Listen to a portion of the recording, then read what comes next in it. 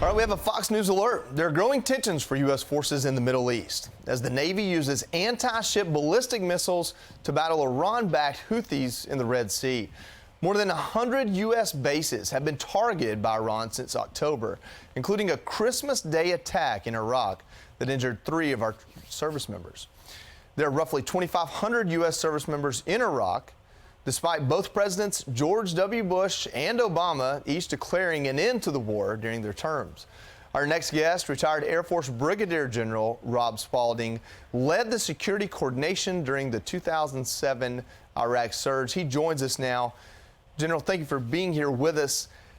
I look at this, I look at what's happening. We're talking 103 attacks. I think we, in the intro there, talked about 100 bases being targeted. This is in Iraq, Syria, and other places.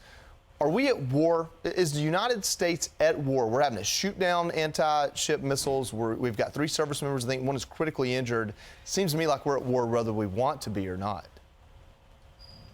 We really are, and I think that's you have to look at the service members that were recently injured by the attacks and realize that everybody that's in the region now, including whether on the ground or in the sea, are coming under fire, and you have to do the things that are needed to protect the folks that are there. And I think the problem is we're not going after the real issue here, which is Iran. Iran's leaders have started this war, and unfortunately, we haven't acknowledged it and haven't done anything about it to dissuade them. So we're going to see attacks continue. General, we took all of our service members out of Afghanistan. We did it in a very odd way, really a tragic way when you look at the lives lost.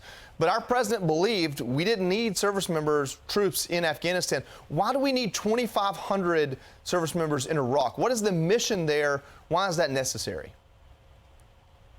Well, I guess, what the Defense Department would say is they're needed to be there to prevent any continuing attacks coming out of that region. Unfortunately, though, but if we're not going to do the things that are needed to protect those service members, then we ought to bring them home. Yeah, you say they're there to prevent attacks, but if they're the ones being attacked, they're really there to be attacked unless we show that there's some sort of recourse. What can we do if Iran is the problem? If they're, we have our second topic here. They're escalating what they're doing with their weapons-grade uranium. To dumb this down a little bit, basically you have to take uranium and enrich the isotope 235 to 90%. They're up to 60%. I believe they were at like 20% before this nuclear deal was the JCPOA was first introduced. So they're up to 60%. To get from 60 to 90, that's a short leap. So that's what Iran, we know they are doing that. They've also increased their rate from 3 kilograms to 9 over the last just 6 months, I guess. And so they're creating uranium potentially to be used for a nuclear weapon. That's the big problem. That's the big scare. But they're also backing groups that are attacking U.S. service members. Take nuclear weapons off the table. They're trying to kill us right now. What can we do as the American Department of Defense or our administration, State Department? What can we do to stop this?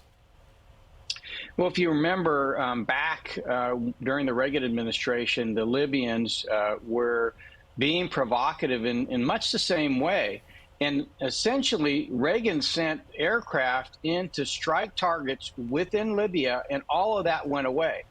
If you go back to during the Trump administration and the attack on General Soleimani, Iran quieted down pretty quickly. So you have to show them that you are serious, and they have to feel threatened. I mean, the Iranian leaders have to feel threatened.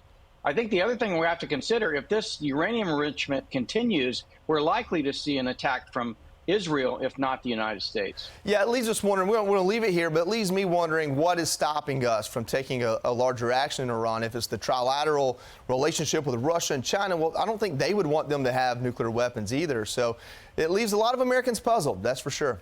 Brigadier General, thank you so much for joining us. I'm Steve Ducey. I'm Brian Kilmeade. And I'm Ainsley Earhart. And click here to subscribe to the Fox News YouTube page to catch our hottest interviews and most compelling analysis.